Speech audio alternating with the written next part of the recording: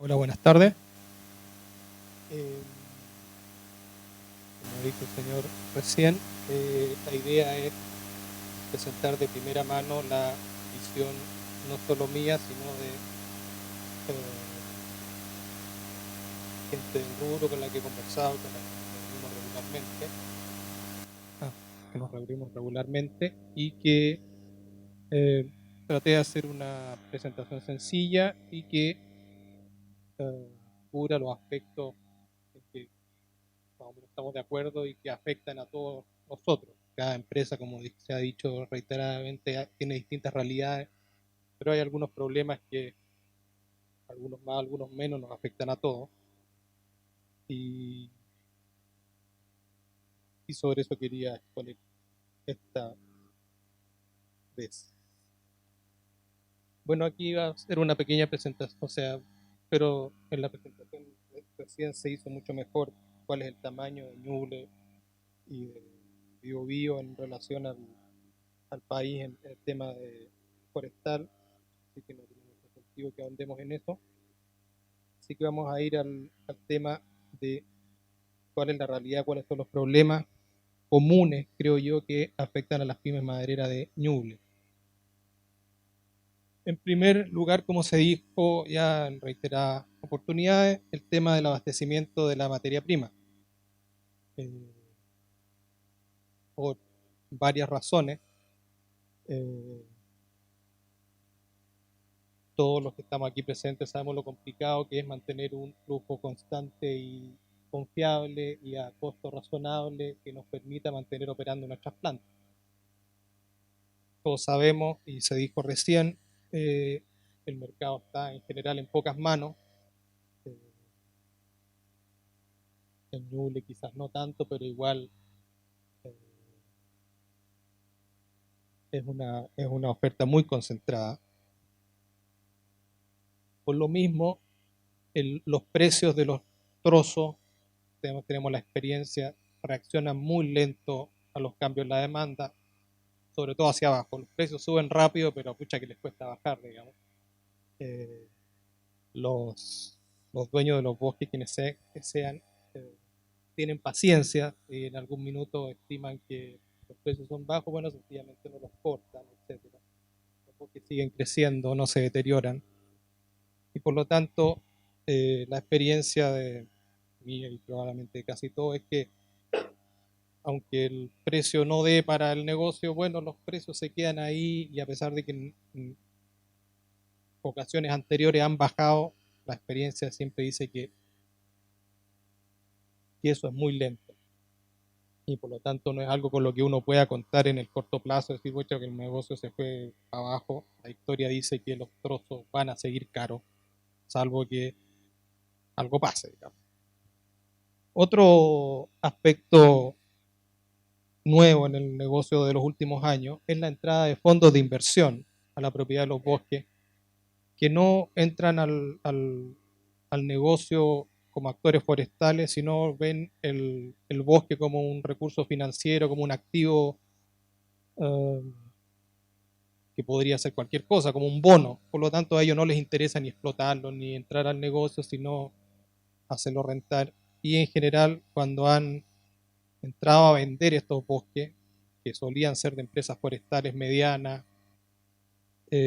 venden los bosques en pie y obligan a los compradores a meterse en un negocio forestal. Ahora, algunos de los presentes están metidos en el negocio forestal y sabemos que es un negocio que se complementa muy bien con el negocio de aserradero, pero es otro negocio. Y hay algunos que lo pueden abordar y otros no. Y sobre todo que son en general inversiones que para la mayoría de las pymes son inabordables. O sea, hablan de, qué sé yo, hacen una licitación, 250.000 metros cúbicos. No se puede.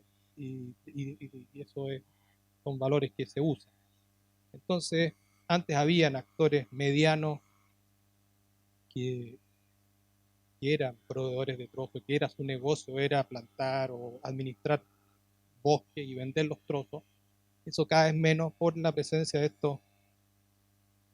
estos fondos de inversión, digamos, que están entrando al negocio. Y lo último, el déficit estructural que mencionó recién la presentación del Infor, que es por varias razones, pero principalmente por el incendio de los últimos años y la baja de la forestación, y que, según cifras del mismo Infor, se estima más o menos en 20 años se podría recién cubrir el déficit. O sea, quiere decir que las plantaciones que se están haciendo hoy día, digamos, o sea, parte de la base que hoy, en este minuto a partir de ahora habría algún cambio en la tasa de forestación que permita que efectivamente en 20 años más nos pillemos la cola. Ahora hay que esperar. Pero esa es la realidad del abastecimiento de materia prima, esos son los principales problemas que tiene. Y si lo vemos eso a nivel práctico, esto es una muestra de tamaño reducido a empresas en la zona San Carlos a Cabrero, valores reales, con una metodología telefónica y confidencialidad que hay en cada uno de esos, pero esos son los valores reales más o menos promedio que ha comprado cada cerradero en una estadística de 18 meses, terminada en el mes recién pasado. Y se puede ver cómo aparentemente no es tan terrible la cosa, pero podemos ver que en la práctica el precio de los trozos en dólares puestos a cerradero sobre camión, en Ñuble, más o menos, y este número, el 12%, aunque algunos tienen valores finales o iniciales distintos, la variación con todas las personas que hablé es más o menos la misma. O sea, en dólares, los trozos en 18 meses más o menos han subido 12%. Y calza con lo que se dijo en la presentación anterior, que hay una escasez real, digamos. Ahora, si le agregamos la variación del tipo de cambio, los trozos han subido 26%. Por lo tanto, para los que están en el mercado de madera país, por ejemplo, es una cosa muy complicada, porque la madera país, como casi todos saben, no sé, pues no lo sé, es un número tan estable como una constante física. Es como pi, es lo que es.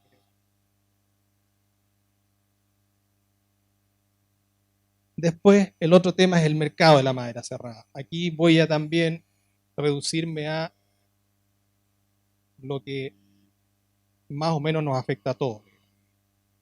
Hay algunas plantas que tienen remanufactura, otras que tienen plywood, otras que tienen distintas etapas, pero todas más o menos hacen madera cerrada. Esto los afecta a todos.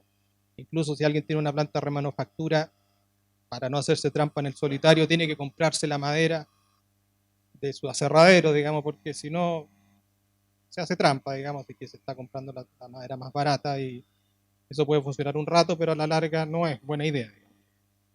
Y por lo tanto, me voy a limitar a comentar el mercado de la madera cerrada en bruto, seca, que es más o menos lo que a la mayoría de todos los de los presentes les afecta y participan. Como se nombró, en este minuto estamos metidos en el medio de la guerra comercial China-Estados Unidos. Nuestros principales mercados son China y Estados Unidos. Y ese flujo de madera que era Chile, China, China, Estados Unidos, se trancó. Está muy afectado. También había madera que iba de Estados Unidos a China y de vuelta. En fin, era un flujo de madera que estaba más o menos equilibrado. Eso se interrumpió, más que se interrumpió, ha tenido ruidos. Los chinos están tratando de bajar sus costos para seguir participando en el mercado de Estados Unidos. Algunos pensábamos que con esto iba a explotar el precio de la madera en Estados Unidos y que eso iba a volver a ser lo que fue hace algunos años. No ha ocurrido. Estados Unidos tiene mucha madera que mandaba a remanufacturar a China, eso también se interrumpió, ahora la están remanufacturando en México, en fin. El mercado se acomoda de alguna manera y a pesar de que algunos esperábamos que Estados Unidos tuviera, no lo ha hecho. Y eso ha traído que los precios han ido bajando sistemáticamente, sobre todo en los últimos 6 meses y en los últimos 3 más aún. El mercado interno, como muchos saben, está con baja demanda, altos inventarios, no es una alternativa hoy día como va a decir, ya me tiro para allá, no. De repente uno hace un pequeño pedido, qué sé yo, pero no es para basar, para basar la producción de una planta. Como se vio, los precios de los trozos están caros, el precio de la madera país está estable en el mejor de los casos, y por lo tanto no es alternativa hoy día para una pyme basarse full en el mercado nacional, es muy riesgoso además.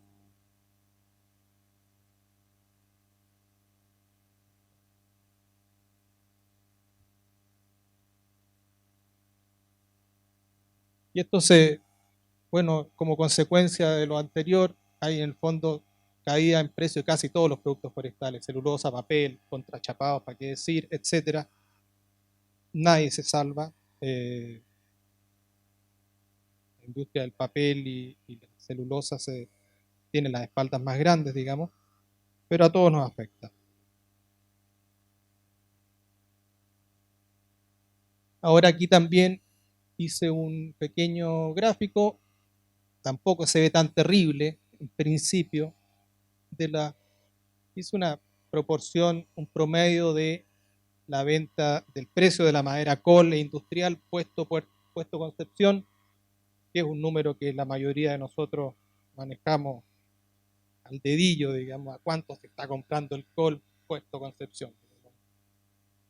Es algo, y la madera industrial. Y pensando que es un aserradero común, más o menos la participación es 40, 45, col, etcétera. Pero eso hay distintos bemoles, pero es algo en que todos nos identificamos, todos reconocemos esos números. Y a pesar de que aparentemente no se ve tan terrible, los últimos 18 meses, la madera en dólares ha bajado un 16%, y en pesos, como el tipo de cambio ha subido de 608 a 680 más o menos en los últimos 18 meses, en pesos aparentemente no ha bajado tanto. El tipo de cambio ha ayudado en ese sentido. Sin embargo, si la combinación de los dos gráficos anteriores, es decir, el precio de los trozos y el precio de la madera cerrada, lo llama margen bruto, o sea, sencillamente precio de venta de la madera en bruto menos la materia prima, y a eso les toca a todos. Si vemos esos números con una combinación de que en el caso de los trozos no se ve tan terrible, subieron 10%, la madera cerrada bajó 16%, bueno, pero si lo vemos, eso lo llama margen bruto, para un aserradero promedio de rendimiento 48%, nada del otro mundo, algo que todos más o menos somos, significa que el margen en dólares ha bajado un 40% en 18 meses, y el dólar algo ha ayudado, así que 35, 34% ha bajado el margen bruto en 18 meses, de un negocio que hace 18 meses no tenía un margen de 34% ni 41%. Por lo tanto, salvo honrosas excepciones y alguien que lo esté haciendo muy bien y esté metido en un nicho, yo creo que la mayoría de las empresas en esa parte del negocio, que es la producción de madera en bruto, madera cerrada, están debajo del agua. Porque no hay cómo, digamos. No, el negocio no lo soportaba, no era un negocio que hace 18 meses tenía ciertos márgenes, pero no eran un margen del 40%. Con ese margen, con lo que queda entre digamos, En este caso, con 40.000 pesos por metro cúbico, hay que pagar los sueldos, servicio a la deuda, la luz, depreciaciones, reponer equipo, etcétera. Y sencillamente no se puede, los números no se pueden. A pesar de que si uno analiza las variables por separado no han cambiado, no se ven tan terribles los cambios, pero en la práctica son mortales. ¿Qué consecuencias han habido en las pymes? ¿Cómo se han ido adaptando a esta realidad? ¿O nos hemos ido adaptando en los últimos 6 meses, diría yo, que es cuando más nos ha caído el mazazo? Es disminución de producción. Mucha gente está produciendo menos, tratando de hacerlo más eficiente, cortar un poquito menos, bajar el KERF, aumentar rendimiento, pero menos órdenes hay que producir menos y algunos se jugaron o nos hemos jugado en algún minuto a estoquearnos, pero eso ha sido martillarse los dedos. Yo creo que hoy día la mayoría están produciendo lo que tienen vendido. En algún minuto uno producía y después vendía. Hoy día eso es riesgoso por ser optimista. Otra cosa que ha ocurrido, se han cerrado turnos. Plantas que han estado trabajando a 2 turnos están trabajando a 1, o turnos largos están con turnos cortos, etcétera, o incluso eliminan gente y producen un rato y con el otro rato hacen otras cosas, se empalillan, qué sé yo. En fin, ha habido que adaptarse, pero básicamente es disminuir la producción. Lo que está ocurriendo ya ahora último, de frentón, y hay algunos casos, son cierre de empresa o quiebra, digamos, que es a continuación, digamos. Todavía no ocurre, pero ya hay empresas que han cerrado o han paralizado o han dado vacaciones extendidas y otras medidas desesperadas, digamos. Pero no queda otra. Si esto realmente los números son muy, muy duros.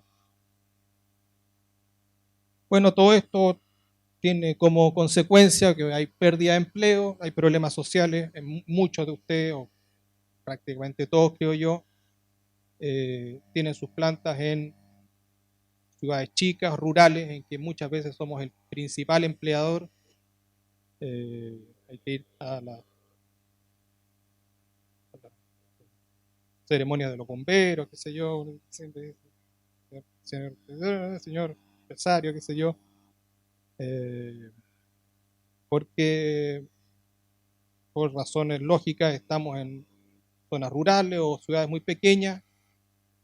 Las pymes no son tan mecanizadas, somos intensivas en mano de obra, 50, 60, 70 personas en un aserradero no es nada descabellado, pero 50, 60, 70 familias para un pueblo que tiene 2.000 habitantes o qué sé yo, es muy, muy complicado. O sea, el cierre de una de estas plantas, aunque uno diga son 60 personas, localmente tiene un impacto muy, muy fuerte.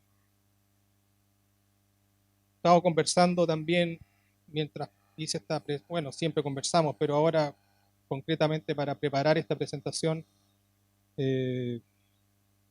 conversé con mucha gente y yo llevo 25 años en este rubro, un poco más, si alguna vez habían visto una situación como esta, porque tenemos la subprime, tuvimos la crisis asiática y de repente otras cosas así tan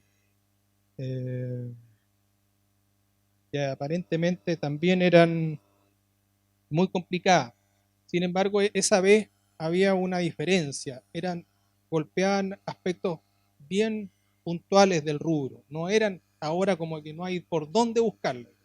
La crisis asiática fue un tema de los paneles Corea, en que había mucha gente que se entusiasmó y qué sé yo, pero fue eso.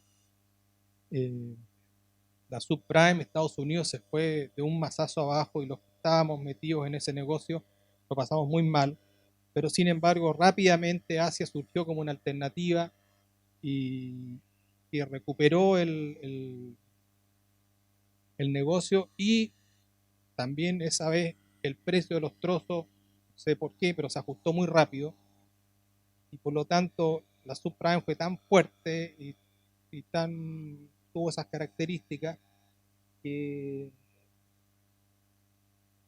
se solucionó rápido, digamos. Sin embargo, nadie recuerda algo tan grave y que no haya por dónde, o sea, que esté todo afectado, desde la celulosa hasta los palitos de helado. Está todo complicado. Así que esa es la situación. Ahora, conversando con alguna gente, ¿qué cosas podemos también plantear que se podrían hacer en el corto plazo, mediano o largo plazo para tratar de salvar esta situación? O es lo que se nos ocurre a nosotros, digamos.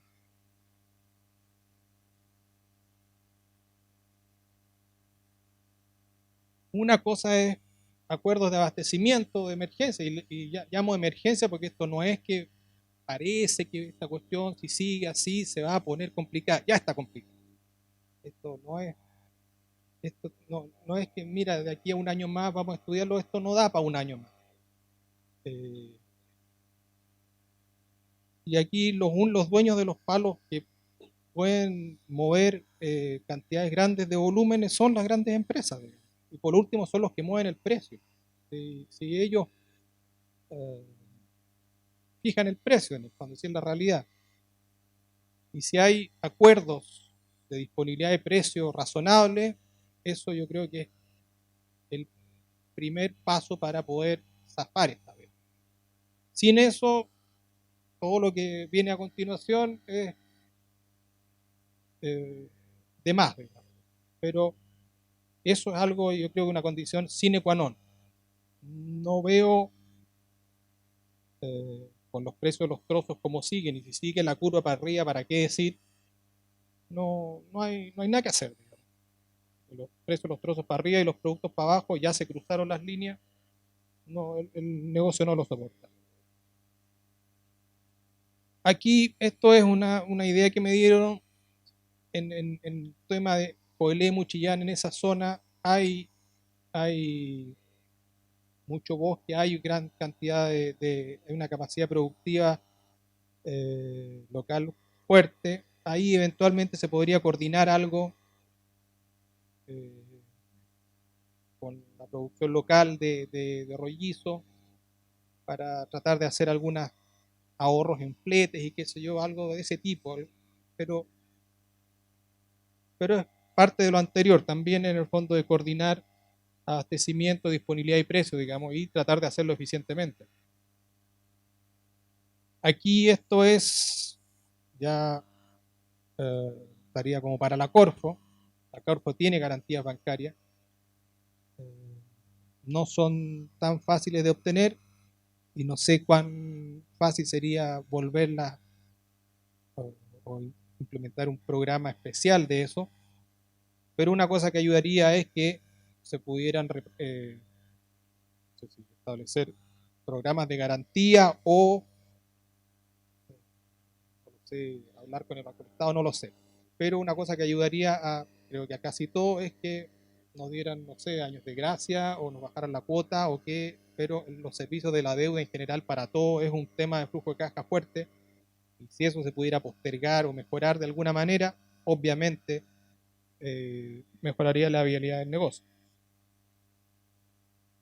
Después ya unas cosas, en esto estoy hablando de corto plazo, en el caso de Chillán, por el tema de las emisiones de las calderas, hay muchas, y en eso hay bastante controversia también de la utilidad de esas medidas y de la manera como se están fiscalizando. De repente se fiscaliza mucho para la galería o sin, yo no soy el experto, pero, pero hay situaciones que me constan en que se han detenido plantas en situaciones absolutamente ridículas solamente porque hay un papel que dice que se tienen que subir y que no estaban ni emitiendo humo ni nada, ni afectando, y ese tipo de cosas hay que aclararlas. No pueden meter de Chincolajote una bosca en el centro de Chillán a una caldera que está sola a 40 kilómetros de Chillán, digamos, solamente porque está en la misma comuna. Y esas cosas están pasando y eso tiene que regularse, o sea, tiene que tener base técnica, tiene que hacerse bien y tiene que hacerse con, bueno, también teniendo en cuenta que nadie hace, la caldera no está ahí para calefaccionar el aserradero, sino que está produciendo, y apagar una caldera, todos sabemos, demora 12 horas, demora 12 horas ponerla arriba, y además enfriar un hogar de biomasa, cada vez que se enfría se deteriora, digamos. Así que no es jauja, no es chacota, y es algo que yo creo que se podría abordar en el corto plazo, cortísimo plazo, y eso también está en la cancha del sector público. Esto ya es una cosa que es un sueño que todos lo hemos tenido y que se ha hablado acá, es que hay una reunión que es compremos entre todos, compremos entre varios, eh, pero en la práctica muy pocos lo han logrado hacer. eh, y yo no veo cómo, si lo hacemos solamente entre nosotros, probablemente no va a resultar o va a ser muy difícil. Ahí yo también veo que debiese haber algún tipo de programa de sport, algún tipo de profe orientado, pero ya con... Alguien lo tiene que haber hecho, y tiene que haber, no sé, pactos sociales, por cómo se crean empresas, no lo sé. Pero eso es algo que debiésemos empezar a trabajar en el corto plazo. Digamos. Como dije anteriormente, hoy día los bosques nadie se venden. Si alguien quiere participar, tiene que ir a comprar 200.000 metros cúbicos. Digamos.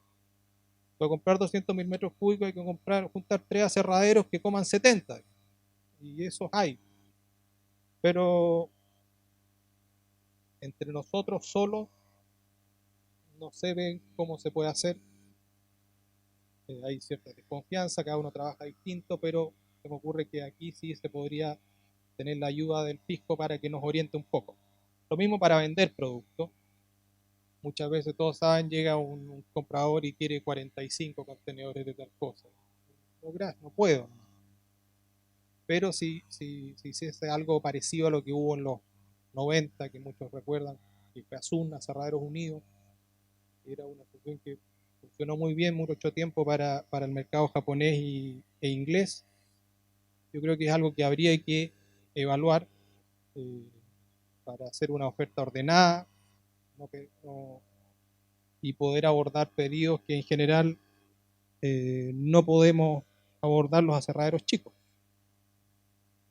Y la otra cosa, que eso lo hemos hablado muchas veces, y esto ya también creo que esto se podría poner de acuerdo, hay una pila de cosas que hacemos por separado y que podríamos eventualmente hacer entre todos. Se me ocurre, por ejemplo, un taller de afilado centralizado. Bueno, y cada uno tiene talleres de afilado, que es un tema para todos, que más o menos, que el maestro que tiene uno bueno, pero que esta vacación está malo, corta chueco, esa es la historia de todos los días. En cambio, si tuviéramos, eh, como muchos lo han visto en Europa, que es muy común que hay un aserradero y llega una camioneta, lleva todas las winchas en la mañana, se lleva todas las sierras y elementos de corte para el día, se lo lleva a su planta y eso va rotando. Eso es algo, creo yo, también que con un profo para estudiar bien cuál es la solución tecnológica, qué sé yo, pero si lo ponemos centralmente, yo creo que a 20 kilómetros en torno a Capequén o a Larqui, en esa zona, deben haber, no sé, 6 o 7 plantas que ameritarían algo así. También comprar sunchos entre todos, por ejemplo, comprar elementos de corte entre todos. O sea, Udegom no tiene ningún problema, podríamos cada uno hacer tu pedido y pedir, no sé, pues traemos 3 veces al año 2 o 3 containers de sierra, wincha, suncho, etcétera. Después hay algunas medidas de mediano plazo, que estas en general son de apoyo también o están en la cancha del Estado. Es, por ejemplo, eh, lo hemos conversado muchas veces, pucha, que cuesta contratar a alguien que sepa algo de madera, que sepa, y en general lo, o uno contrata un ingeniero civil en madera o qué sé yo, o un chico en la industrial que sabe de mecánica automotriz, digamos. Pero eh, estamos en una zona forestal y tiene sentido que los liceos técnicos, los institutos profesionales, los centros de formación técnica tuvieran carreras más prácticas. Los sueldos que se pagan en nuestra industria por un buen operador de lo que sea, todos sabemos, son caros. Y es algo ahí que a mediano plazo podría ayudar a la empresa, a la industria. Después, apoyos concretos a la industria maderera, ya lo dije, garantías bancarias para la compra de bosques, no ya para los activos existentes, sino que hubiese un instrumento concreto que cuando uno va a comprar un bosque, el bosque ya, para empezar, queda en garantía, ya hay una garantía, pero siempre hay un delta que le piden los bancos para poder financiar eso, y en eso se podría eventualmente usar algún tipo de garantía corto. Después, aumentar la demanda desde el fisco para madera. Y eso, dos cosas. Uno, las normas de construcción en madera, que ha avanzado mucho, pero creo que el Estado debería dar el ejemplo y construir en madera, sobre todo en esta zona. Sedes sociales se construyen cualquier cantidad de centros, eh, jardines infantiles, ese tipo de cosas. Todo eso se debería construir en madera o darle a la madera la chance que tiene y no comparar solamente el costo con costo porque tiene beneficios adicionales. La construcción en madera es carbono neutral, tiene mejores clima, tiene otras ventajas que habría que tomar en cuenta a la hora de, de construir y dar el ejemplo, digamos. Después otro tema que se podría hacer, un costo para todos los que exportamos, es la consolidación, y en vez de contratar Citrans o variaciones sobre el tema en Talcahuano, que todos sabemos que es caro, eventualmente se podría hacer un centro de consolidado, un puerto seco en alguna zona de Ñuble, de manera de bodegar la madera ahí, en el fondo hacer un Citrans comunitario para madera que se autofinancia, pero que se autofinancia, y está ahí nomás, no implica un costo adicional, digamos, todos sabemos lo caro que es consolidar, y eso es algo que yo creo que podría tener viabilidad. La otra cosa es, efectivamente dicen, hay 14 millones de hectáreas de bosque nativo, 4 millones son potencialmente explotables. Todos sabemos que tenemos demanda, todos los días nos preguntan por bosque nativo, entonces explotémosla, porque hay que hacer. Porque ya siempre se habla que el bosque nativo que tiene futuro, que se puede manejar, ya, pero ¿qué hay que hacer para hacerlo, digamos? Yo no sé, pero algo hay que hacer, okay, si se puede hacer, avancemos en eso, explotémoslo. Manejado con todo lo que quieran, pero hagámoslo. Y la otra es eh, también incentivar las plantaciones nuevas de rápido crecimiento, como álamo, también, etcétera, diversificar un poco eh, los, los incentivos a la forestación para pequeños productores con otras variedades.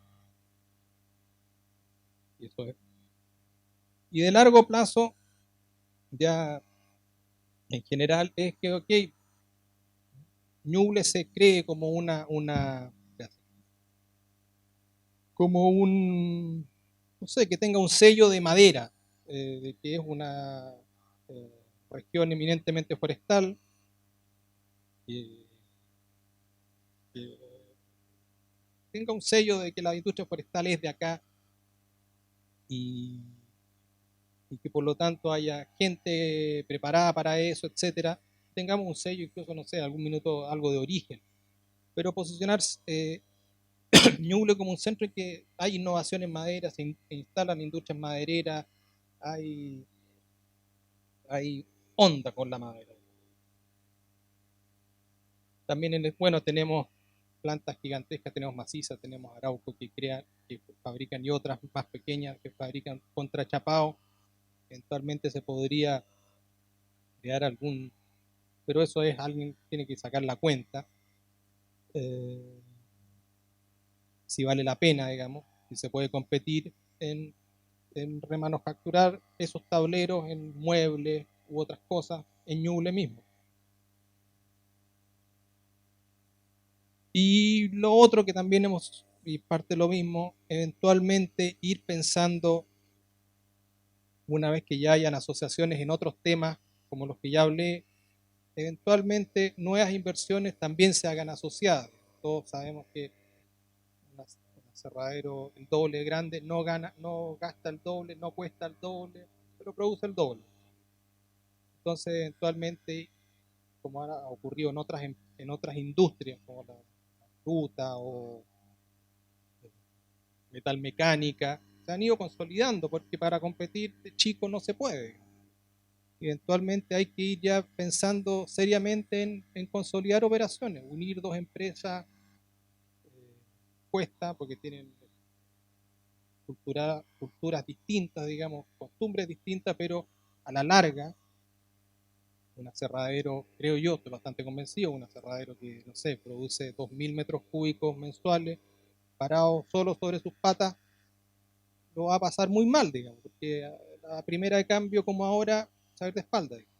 Y eso es algo que hay que ir pensando, no para mañana, pero hay que darle vuelta y de aquí a 2 o 3 años hay que ir viendo con los que uno se lleva bien, con los que conoce, lo que sé yo, ir pensando, oye, ¿qué pasa si juntamos la cuestión? Juntamos las máquinas, juntamos el proyecto que vas a hacer, no, júntalo con el proyecto que yo haga hacer, hagamos uno solo y hagamos una sociedad anónima, no sé. Pero creo que eso es un camino en el que hay que avanzar. Y para terminar, bueno, la industria nuestra sigue en pie, todavía estamos peleando, somos todos porfiados acá, todos hemos pasado a veces más, a veces menos, pero seguimos acá, pero seguimos contribuyendo al desarrollo de la región y del país, digamos, y creo que eso hay que valorarlo. Estamos la industria de la madera en el mundo, aunque en Chile no tanto, pero en el mundo es una industria que tiene mucho prestigio. En general es una industria que se considera ecológica, si se maneja bien, sobre todo si se certifica. La construcción en madera es carbón neutral. La otra vez habían unas eh, estadísticas de la huella de carbono de una casa de ladrillo, es como 8 veces la huella de carbono de una casa de madera, etcétera. Es una industria que tiene buena imagen en el mundo y, y yo creo que eso hay que potenciarlo. Y nuestro mercado es el mundo, digamos. Y para cerrar, vuelvo de nuevo a lo primero que dije, la situación actual hace imperiosa una disminución de los precios de la materia prima, ajustándolo a la realidad del mercado internacional. Los trozos afuera están bajando. Eh, y si eso no ocurre luego, todo lo otro que he hablado en realidad va a ser un poco superfluo, porque si la combinación de números como está sigue así, estoy seguro que esos 100 aserraderos que cerraron en los últimos 2 años, en 2 años más van a ser harto más que 100. Eso. Muchas gracias.